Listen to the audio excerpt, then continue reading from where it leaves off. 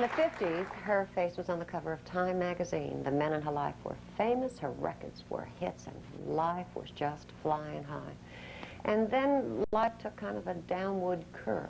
But today, she's flying straight as an arrow and real steady.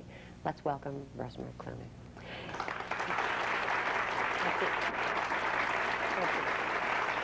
It's great to have you here today. It really is great. And I guess that we here in Detroit always feel a special kind of feeling about somebody whose background or whose roots are from Detroit. You got started in the era of the big bands.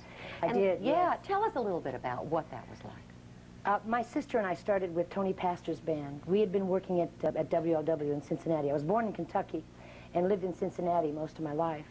Well, most of my life before I was 16. And then we started in radio at WLW, and we had a couple of wonderful years learning how to sing and how to do different kinds of shows. It was great training.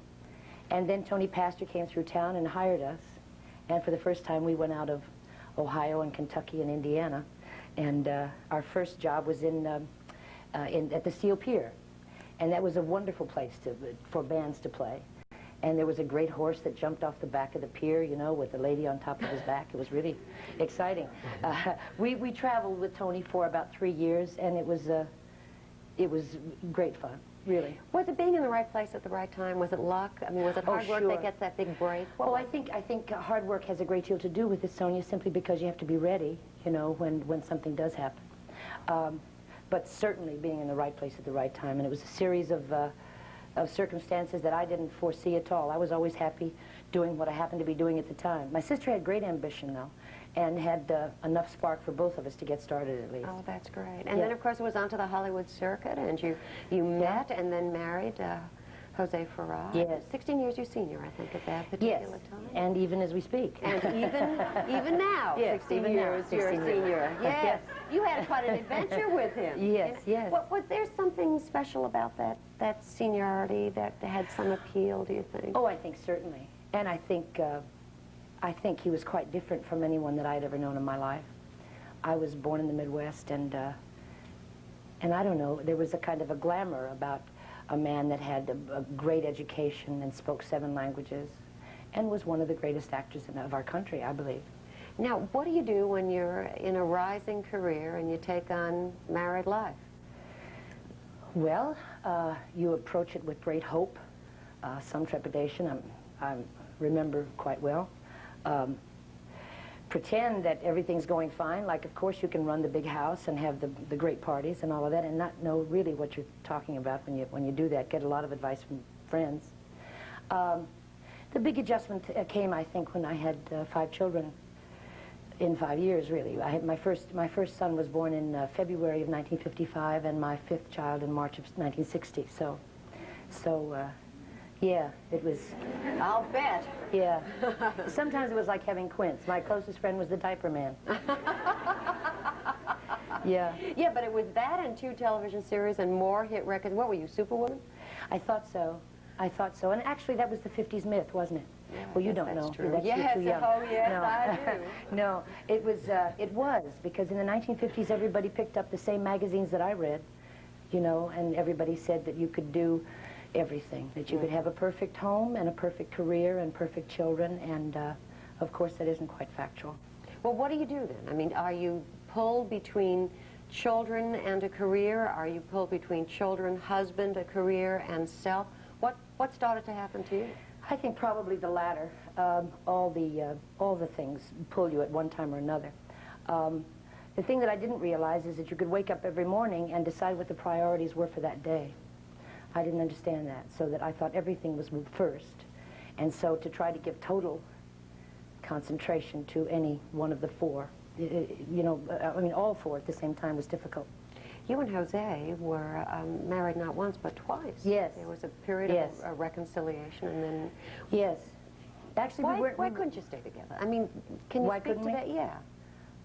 There was so much going for the 2 of you. Yes, except it's strange, because when we got married, everyone said, what on earth do they have in common? So it's all according to your frame of reference, really. But you told me what you had. Yes, There was a superior human being, and you saw him. Yes, but that's not what we had in common, is it?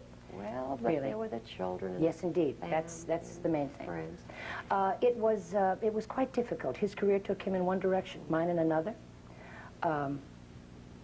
He really wanted to live in New York, I believe, because eventually that's where he ended up. You know, it's so important that you make that point as we speak, because sometimes we don't even stop and think that there are some wonderful things going for us, and they can even take us in even more separate directions than at the moment that we started. Yes, it's true. It's true, quite true. Of marriage. But things started to change for you too, and apparently Yes, not I in a think- very happy direction. Yes.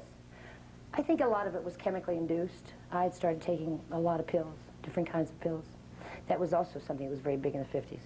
In fact, you know, I was reading some old scripts that I did, some shows with Bing and shows with Bob Hope, and there were big jokes about Milltown, and they weren't really Milltown, jokes. that's right. Sure. That's right. It wasn't really a joke.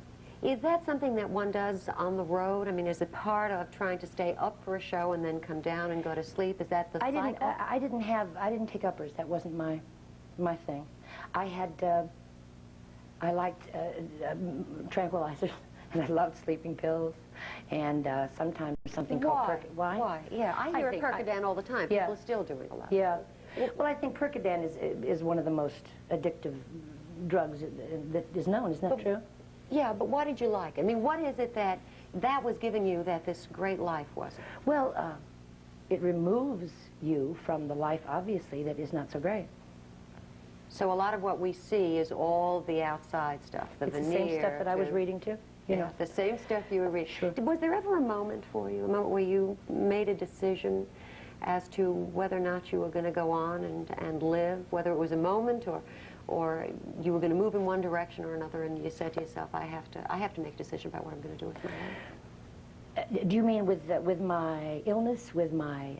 Well, life was not going well, and Oh, apparently... indeed. But I mean, do you Well, mean with my you kind career? of decided to live. You decided that you were going to try to do something to make your life better?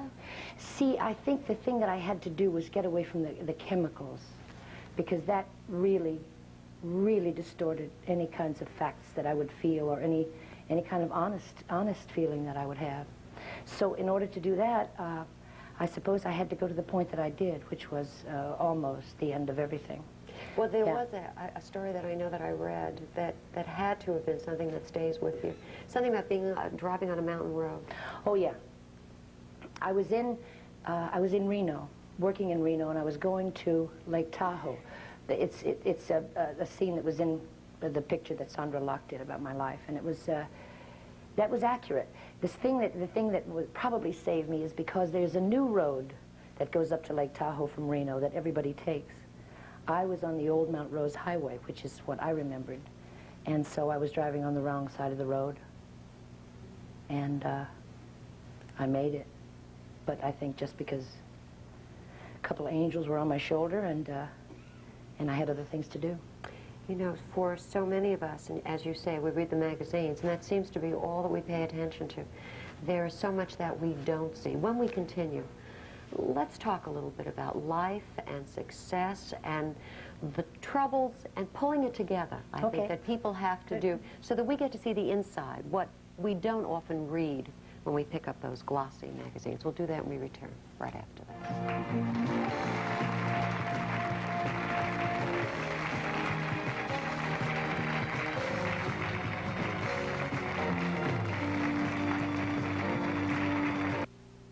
Now, enjoy delicious fried food without fried food calories. Sound too good to be true? Introducing the incredible Swiss dry cooker.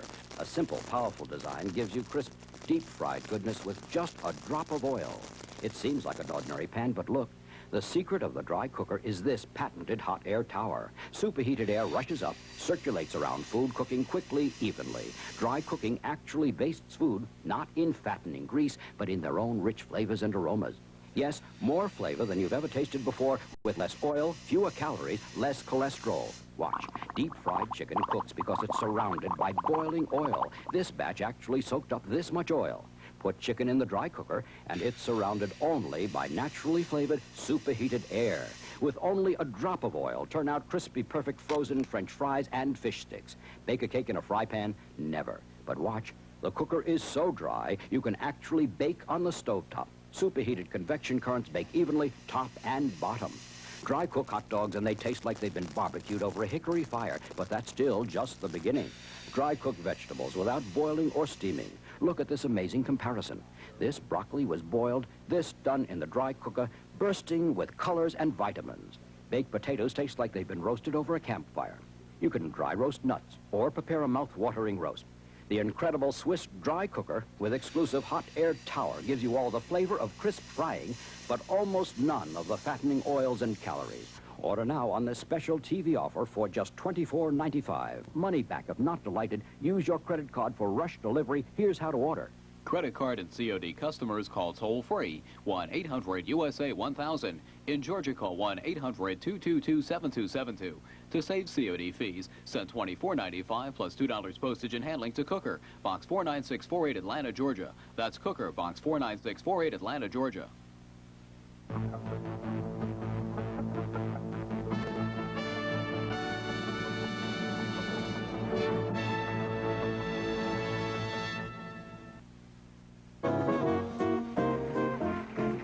Holding hands at midnight, neath the starry sky.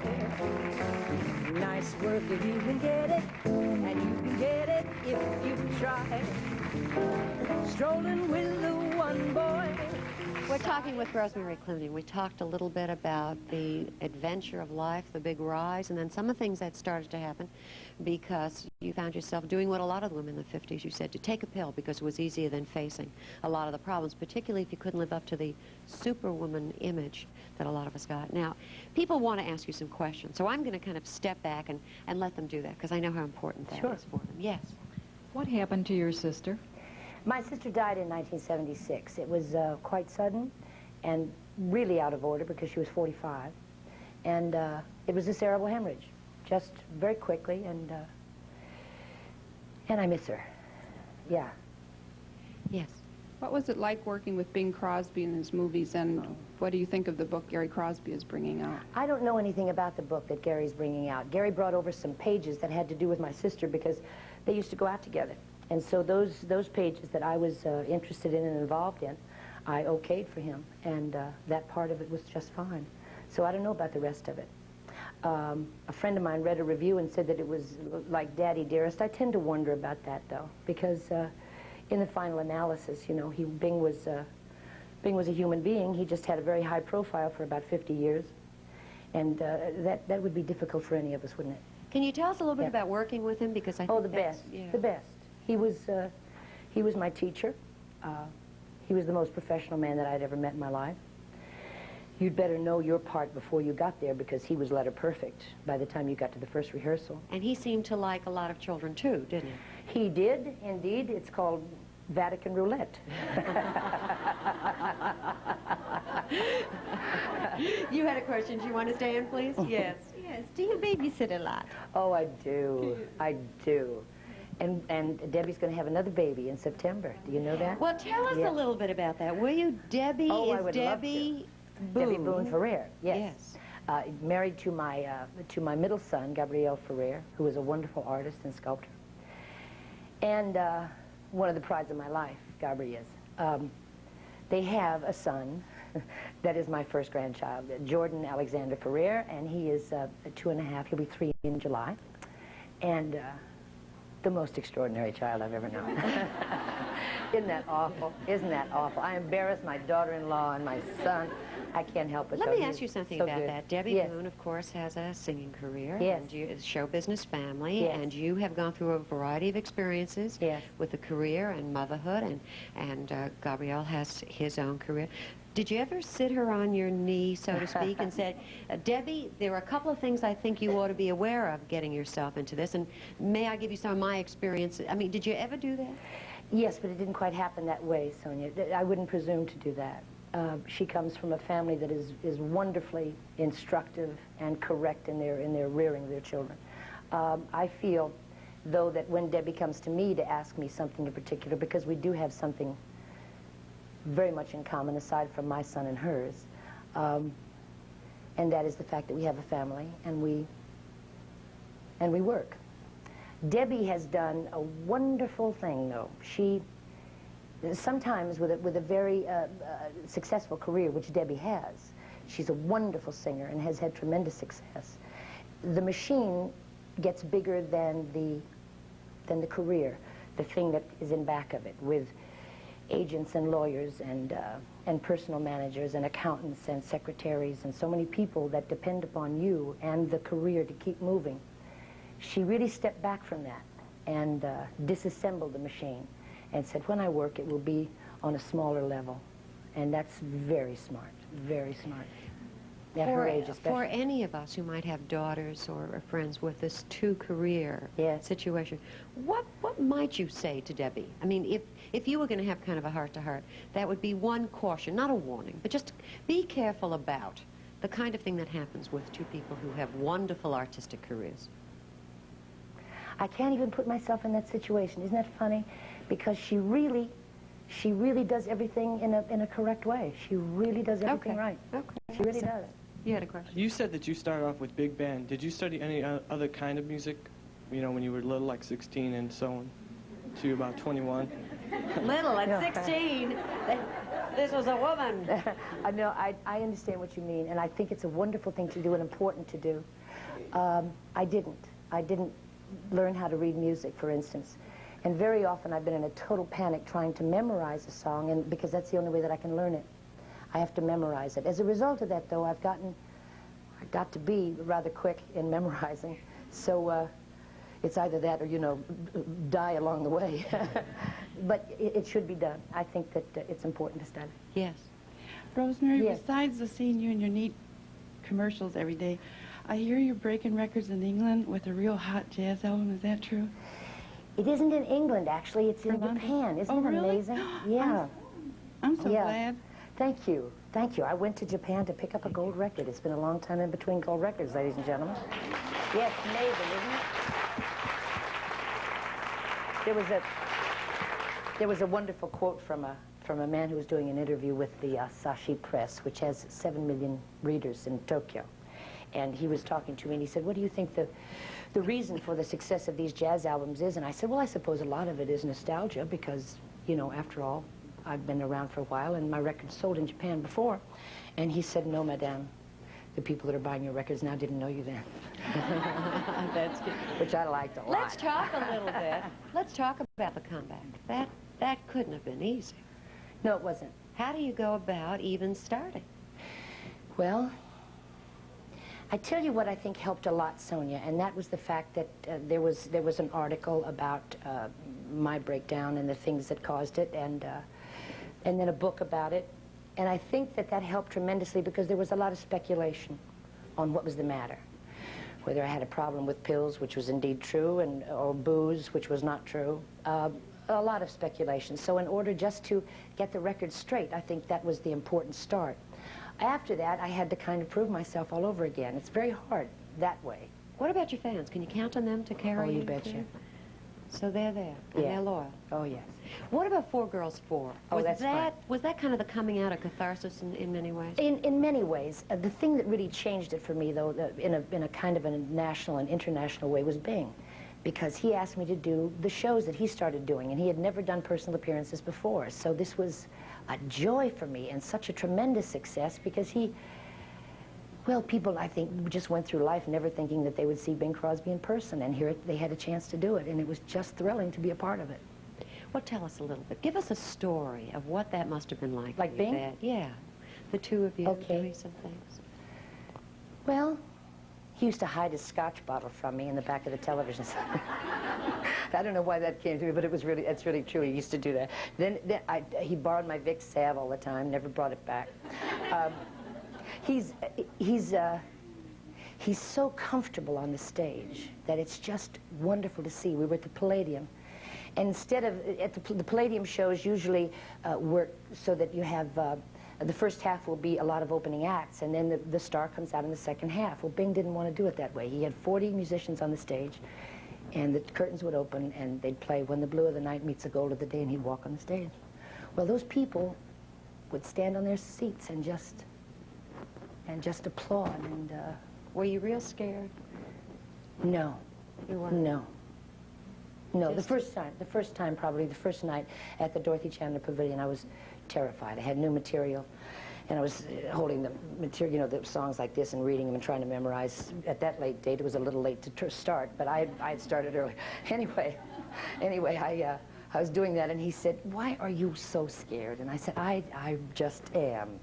And he said, "Well, they're not going to form a posse and come up and get you, so relax a little bit." He was that way, though. He felt very comfortable with people. That's great. When we continue, let's talk about Rosemary today. Okay. Okay, and we'll do that right after this.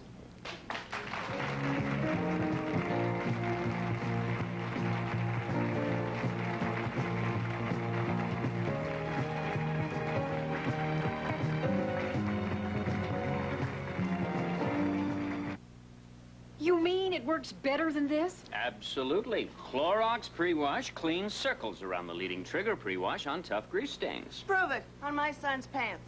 That's weak old grease. I'll circle both stains. With ballpoint ink? Yes, their trigger pre-wash here, Clorox Pre-Wash here, then wash. Well, Their spot's still there. Clorox pre-wash even worked on that ink circle. It does work better. Clorox Pre-Wash cleans circles around the leading trigger pre-wash. Use sandpaper to clean your bathtub? Ridiculous. Yet, if you're cleaning with scouring powder, you're probably using the same harsh, scratchy abrasives found in this sandpaper, and that can be rough on your tub. That's why Soft Scrub is better. It's a liquid cleanser that cleans like a scouring powder, but because it has milder abrasives, it doesn't scratch like one. Soft Scrub cleans even tough soap scum like this, but leaves no sandy grit. Try Soft Scrub. Cleans like a scouring powder, but doesn't scratch like one. Discover a world of entertainment. What you got, stranger?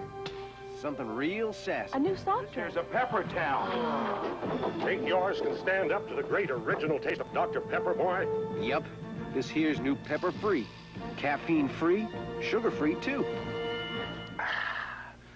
Whee-haw! Sure is a Dr. Pepper. There's always room for another pepper. Meet Deputy Pepper. Introducing Pepper Free. It's caffeine free, sugar free. Another great tasting Dr. Pepper's come to town. We're that neighbor who's always ready to lend a helping hand. We help when disaster strikes. We help when folks need blood. We help the elderly. We help expectant parents prepare for their baby. We help veterans get their benefits. We'll teach you how to check blood pressure. We'll teach you CPR, swimming, and first aid. We're the American Red Cross. We'll help. Will you? All the quiver. What a mess you're making. The neighbors want to know why I'm always shaking just like a flivver. Each morning I get up with the sun to find at night no work is being done. We're talking with Rosemary Clooney, a little older, a lot wiser, and a lot happier today, right? What are your current projects? I've been doing some concerts with Tony Bennett, and we have a show called BBC, Basie, Bennett, and Clooney, and that was very successful and fun. I never worked with Basie before. I did an album with Duke and had worked with Ellington a little bit. But I'd never worked with Basie, and there's a joy working with that orchestra that I never experienced before. I still work with Four Girls Four, which is a wonderful experience for me because for the first time I have the camaraderie of having women approximately my age and with the same problems, the same joys. You know, we all have grandchildren and we have a lot in common. And so it's four old broads on the road together, just having the best time, just having the best time. That's great, wonderful. yes. Is there a special man in your life today outside your grandson or your son? Yes, there is. There was a man that I used to go out with before I got married. He was in a picture called Red Garters. Wonderful, wonderful dancer. He was in Seven Brides for Seven Brothers. A really, really sensational dancer and singer. And I married somebody else, and so did he. And he lived in Italy for some time. And then about 7 years ago, I was parked at a stoplight in Beverly Hills. And a man's voice said, Rosella. And nobody had called me that for that many, 20 some odd years. So I knew in those seconds that it took from look to here to look to there that it was him, and I said, oh my God, I'm so much older, I'm this, I'm that, I have 5 grown-up children, what is this gonna, and we just looked into each other's eyes, and we've been together ever since. Isn't that neat? Wow, what a nice story. That's a fairy story, isn't that great? Oh, really a nice man, nice man. Nice story. Yes, you had a question. Was she pleased with the movie that they did about her life? Yeah, I really was. I'd had a certain amount to say about the script. There were some things that couldn't be helped, like the telescoping of time, because it was an hour and a half, or a little more than an hour and a half of story time. I chose Sandra Locke because I saw her in a picture when she was about 17 years old, The Heart is the Lonely Hunter, and I thought to myself that she looked like I used to look, and that there was a similarity. And then I met her. She was a friend of Merv Griffin's, and that's the way we got together. We met through Merv, and she read the script and wanted to do it. And I was delighted. I like her very much. Is that a tough thing, though, to watch your life being played out? Oh, boy. If you have a chance, don't do it. No, really. No, the hard part was not... I was kind of prepared for the things that happened to me. The thing that was difficult was looking at the relationship between the 2 girls. That I was not prepared for, and that really moved me. You mean your sister and yes. yourself? Right. Because the girl who played my sister was terrific too. A girl by the name of Penelope Milford, and she was very good. Yes. How long did it take you to recover from your nervous breakdown?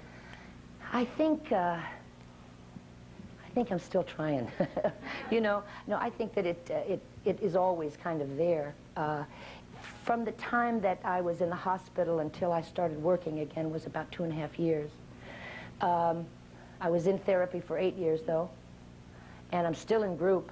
When I go home on Wednesdays, I go see my group, see how things are going.